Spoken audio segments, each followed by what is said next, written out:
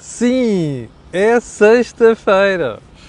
Bem, não sei também porque é que é esta excitação toda minha, sabendo que vem aí mais, não é confinamento. Já percebeu que o Governo não quer voltar atrás em matéria de confinamentos, vai dando a volta, como dizia ontem o Marcelo, não é? Vai arranjando os expedientes aqui e ali para tentar dar a volta. E a solução é recolher obrigatório. Eu tenho que dizer que estou de acordo com o bastonário da Ordem dos Advogados quando diz que esta solução, ele diz que é inconstitucional. Eu não sei se é inconstitucional, mas que é provavelmente inconstitucional, eu acho que é. E a malta, o resto da malta dá para aí caladinha porque já percebeu que estamos em dificuldades e, portanto, também não convém fazer muitas ondas. Bem, você está com o dinheiro, com o dinheiro não, era bom que tivesse com o dinheiro, está com a cor do dinheiro do dia 2 de julho do ano da graça 2021. O meu nome é Camilo Lourenço e, como sempre, às 8 da manhã aqui estou eu para lhe atazanar o juízo. Antes de irmos à agenda de hoje, quero só lembrar que este fim de semana vamos ter o Desejo Imediato, vai ser com a doutora Maria do Céu Santo esta semana, e ela vai explicar como é possível ter orgasmos femininos para toda a vida, todas as idades. Portanto, amanhã a doutora Maria do Céu Santo estará aqui connosco. Segundo o alerta, este canal tem uma parceria com a Prozis e, portanto, quando você for ao site fazer compras, tem na saída, se quiser utilizar o cupom Camilo no checkout, tem um desconto de 10%. E esta semana, aliás, há sempre promoções especiais, esta semana tem para ali promoções várias, vá lá ver, que eu depois ponho aqui o link. Bom, without further ado, vamos lá para a edição de hoje. E vamos começar por onde? Vamos lá falar do caso Eduardo Cabrita, como deve ser.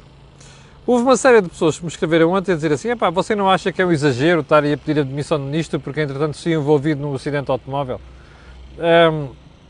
E uma das pessoas que me escreveu até hoje citou um editorial que acho que é do Manuel Carvalho no Público, é do Manuel Carvalho, que eu tive a ler, onde dizia que é para estar a pedir a demissão do ministro só porque houve um acidente que morreu uma pessoa e isto é indecente e tal. Não, eu acho que a malta não percebeu isto. E não sei se o Manuel Carvalho não percebeu ou também não quis perceber. Que às vezes quem escreve a opinião, sobretudo quando se está no meio entre... Os jornalistas às vezes têm uma dificuldade enorme em assumir onde estão. Com aquela coisa da independência, não sei das quantas. Eu acho que a independência é importante, não se pode confundir a independência com tontice. E então, o que é que está em causa aqui? O que está em causa não é ter havido um acidente e ter havido uma morte, porque isso qualquer de nós está sujeito a isso.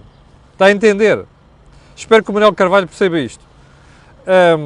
O que está em causa é dizer uma coisa e depois começar a ter testemunhas a dizer outra. Está a ver? Nomeadamente, o homem que morreu vinha sem sinalização. Parece que não, tinha colete. O homem que morreu, aliás, a zona não estava sinalizada, afinal parece que estava sinalizada. Percebe? Quando um comunicado do Ministério diz isto e depois nós temos testemunhas a dizer aquilo, isto é grave. Portanto, se provar isto e outras coisas que andaram a ser ditas nos últimos dias, sim, isso é motivo para o Ministro ir para a rua. Não é o facto de ele ter estado envolvido num acidente que morreu uma pessoa. Portanto, não confundir as duas coisas, ok? É uma questão de transparência da República e é uma questão de ética republicana. Se um comentador, outros comentadores ou alguém não quer ver isso, azar. Mas não confundir os dois planos, ok? Bom, vamos lá seguir. Ontem, ou melhor, acho que é o meu jornal, exatamente, é o meu jornal que põe hoje na capa a informação de que a Irlanda e a Suíça vão cair fora do acordo global para o IRC. Como sabe, há uma série de potências que gastam a pipa de massa dos contribuintes que querem, para suportar essa despesa dos contribuintes, aliás, despesa despesa nomeadamente social, querem aumentar o IRC e fixar um IRC mínimo à escala global. 15% é o valor que se fala. Bem, isto chateia muita gente. Chateia aqueles países que têm despesa baixa e, portanto, não precisam estar a cobrar nada. Mais, são espertos, não é? Agora, como sabe também, um dos países é a Irlanda. Eu só posso bater palmas à Irlanda. Consegue ter a despesa controlada ao ponto de não precisar de ir buscar mais impostos, percebe? Mas há gente que não sabe fazer isto, não sabe fazer isto. Então, esta malta juntou-se toda para criar um IRC global. Agora ficámos a saber que estes dois países querem ficar fora do acordo. Deixa-me fazer uma pergunta. Se dois ficarem fora do acordo, isto funciona? Não. É como os offshores. Os offshores só se resolvem no dia em que toda a gente fechar offshores. Agora, se houver um aberto, a malta vai toda a correr para lá. So much for... mínima taxa mínima de IRC global. Ponto seguinte. Eu ontem tinha prometido falar da entrevista do Rui Moreira, não tanto a da RTP, ao Vítor Gonçalves, mas ao do Observador. Eu não tenho nada de pessoal quanto ao Rui Moreira, já expliquei isso aqui várias vezes, mas há duas coisas que não gosto em Rui Moreira. A primeira é, quando alguém lhe faz uma crítica, o indivíduo fica furioso. E então atira-se com tudo o que tem para cima de quem lhe faz a crítica, ou de quem é crítico. Isso é deplorável, nomeadamente em democracia. E Rui Moreira, que tem uma personalidade difícil, como toda a gente que o conhece de perto sabe, tem dificuldade em perceber isto. Ele tem de perceber que, se ele quer fazer isto na vida pessoal dele, é uma coisa, e na vida profissional. O que não pode fazer é na política, porque a política é a democracia, e democracia é a gente aceitar. Pode não estar de acordo, mas tem que aceitar. Até podemos chatear em não sei quantos. Agora, e ser duros, não podemos é tomar as pessoas de ponta porque estão a criticar.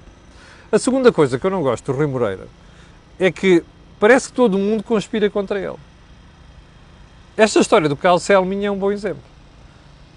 Eu quero recordar às pessoas que ele não está condenado, não é isto que está em causa. A justiça quer levá-lo a tribunal, a julgamento.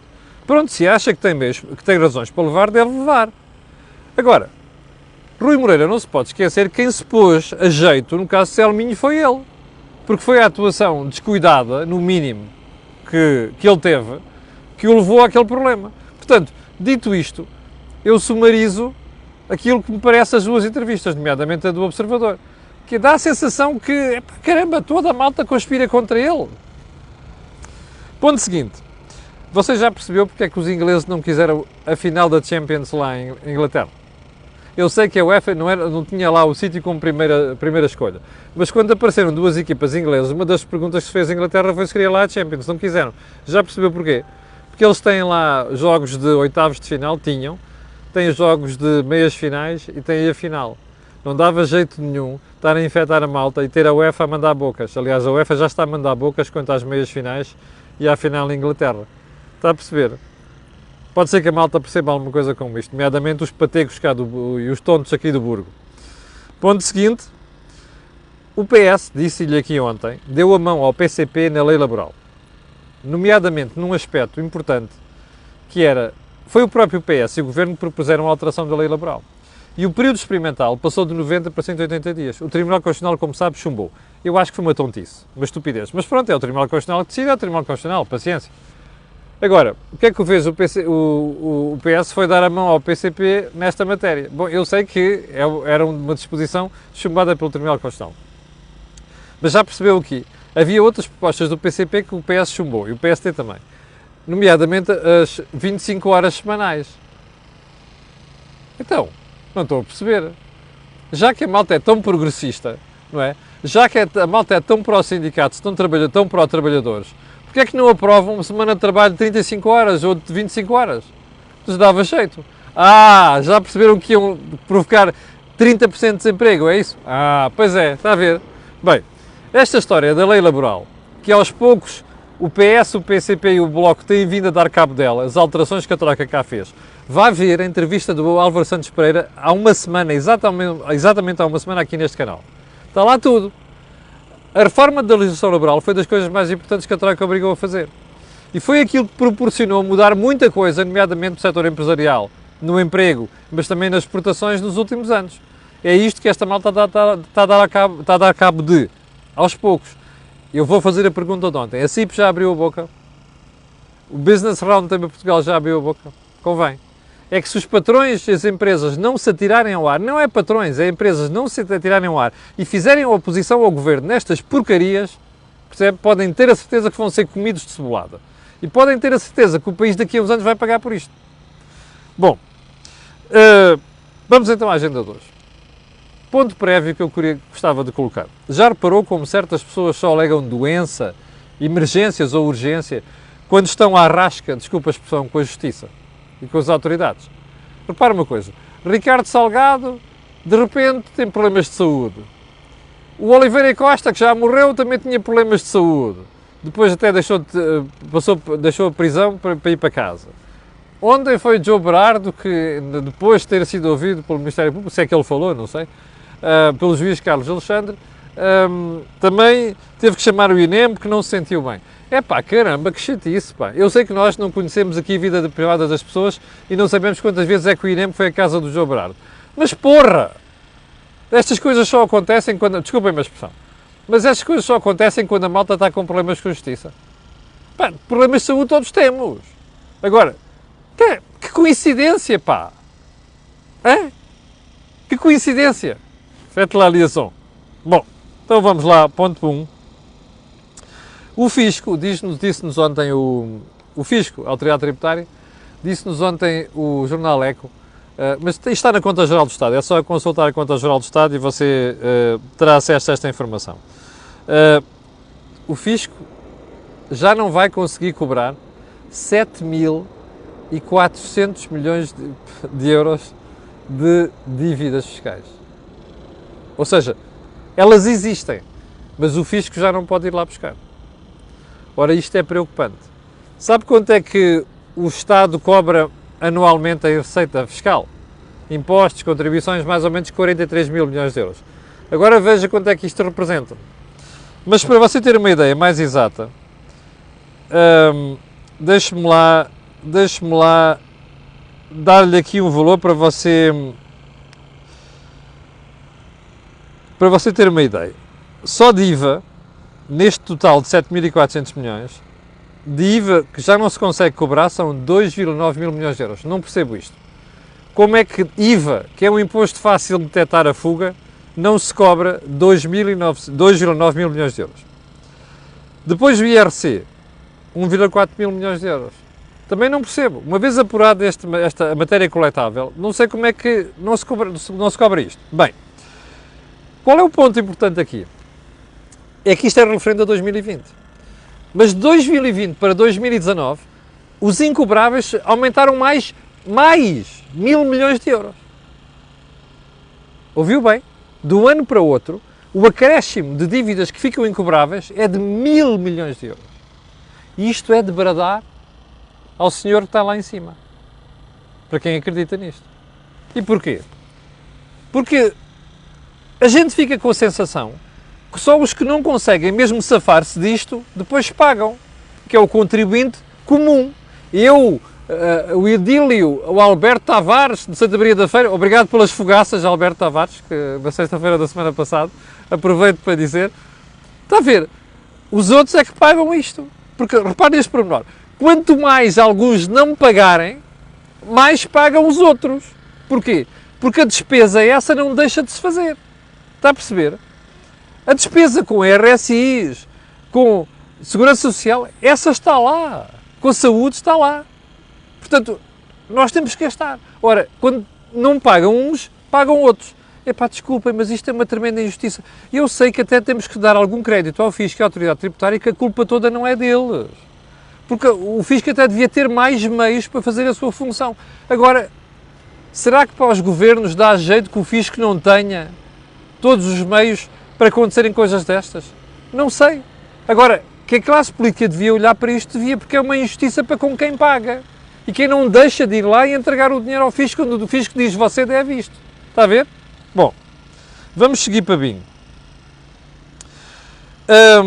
Ontem ficámos a saber que afinal vai haver recolher obrigatório, aliás, as restrições são aplicadas a 45 concelhos, de 308 que Portugal tem, que no caso de Lisboa, Aveiro, acho que Leiria, Porto, o Porto também já entrou aqui, estavam a ver ao pessoal do Porto que me escreviam há uma semana a dizer assim, vocês em Lisboa são indisciplinados, não tem nada a ver com ser indisciplinado. Olha, festejos de futebol, Champions, São João, festarolas, casamentos, as pessoas vão lá sem estarem testadas, não sei das quantas, tudo isto pesa, depois dá estas coisas. Bem, agora apareceu-se com esta do a partir das 23 horas, ninguém pode circular, recolher obrigatório. Como já disse, se suspeito que é inconstitucional e acho que o Menezes Leitão tem razão, o bastonário da Ordem dos Advogados. Mas, agora não dá jeito nenhum estar a questionar estas coisas, não é? Bem, mas agora veja, E depois a proibição de sair de Lisboa e entrar da área metropolitana das 13h30 de hoje até às 6 horas da manhã de segunda-feira. Bem, isto é apanhar bonés, percebe? A pergunta que nós temos que fazer é: isto vai resolver alguma coisa? Eu suspeito que não. Mas a malta insiste nisto, está a ver? Em devido tempo, alguém disse assim: os critérios de análise estão desatualizados. Ninguém se mexeu. Olha, é preciso mexer ali, ninguém se mexeu. Olha, atenção que a coisa está a ficar pior. Olha, que atenção que a variante, então, houve tantos especialistas a dizer, a variante indiana já está muito mais espalhada do que se pensava. Ninguém ligou isto na saúde, ando sempre para apanhar bonés. Olha, está a ver, é como o Carlos Lopes, e ali a malta vai aqui. É sempre atrás, percebe? É sempre atrás do prejuízo. Quem paga depois é os restaurantes, os hotéis, percebe? O turismo é uma vergonha isto, é uma vergonha. Já sabemos que as pandemias são coisas improváveis, que depois aparece uma variante, tudo isto, mas por isso mesmo é que nós temos que ter autoridades de saúde atuantes, porque isto, eu suspeito, não vai resolver nada. Bom, vamos mudar de assunto. Vamos mudar de assunto porque hoje o Expresso traz na sua manchete um assunto muito sério, que é este aqui. É uma entrevista a Augusto Santos Silva, Ministro dos Negócios Estrangeiros, que diz assim: espero que o PS me permita voltar à minha profissão. Eu não sei se você tem estado atento, mas isto às vezes é pelo bzzz. De vez em quando alguém põe assim um bzzz a circular e a gente começa a correr atrás do som. Nas últimas 2 semanas, 3 semanas, começámos a ouvir, junto de gente próxima do Governo, que há gente que está farta lá dentro. Ministros, secretários de Estado. Começámos a ouvir também que algumas destas pessoas já transmitiram ao Primeiro-Ministro que querem ir embora. Ok? O Primeiro-Ministro não deixou até agora. Isto vai dar aonde? Na remodelação. Porque António Costa é um teimoso, não gosta de mexer no Governo, mas vai mesmo ter que mexer, mais tarde ou mais cedo. A dúvida é saber se é antes das eleições ou depois das eleições. Estas que agora marcaram para setembro. Que eu não sei se também é boa ideia, mas enfim. Uma das pessoas que nós sabemos de certeza, neste momento, sabemos de certeza, que já disse ao Primeiro-Ministro que quer ir embora, é Augusto Santos Silva. Eu não sei porquê. Ele tem estado muito apagado. Houve uma altura em que esteve deliberadamente apagado. Atenção. Andou aí a tentar fugir perante os pingos da chuva. Eu sei que a presidência da União Europeia cansa muito, e já fez o seu brilharete, mas também não tenho a certeza se seja só isto. Eu acho que Augusto Santos Silva e outras pessoas no Governo já perceberam que o tempo começa a ser de quem me boi, ok? Eu acho que alguns já perceberam. O mesmo é dizer, eles já perceberam que o ciclo político pode estar a inverter. Nós não sabemos às vezes qual é o momento certo. Às vezes é como na lotaria, é impossível acertar mesmo à vez todos os números. Mas eu suspeito que eles já perceberam isso. E portanto agora querem-se pirar.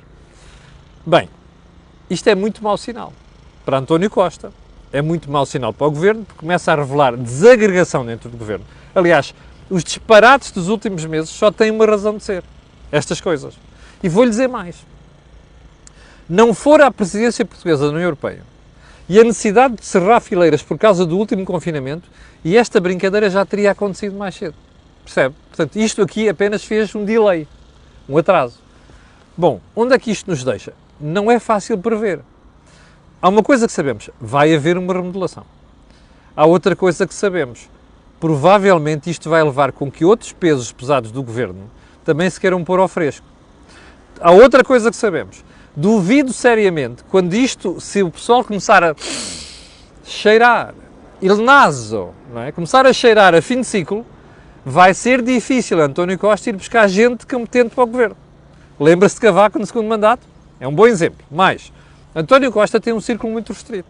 Ora, se este círculo começa a desagregar-se, a questão é, ele vai trazer pessoas quem não tem confiança para dentro do Governo?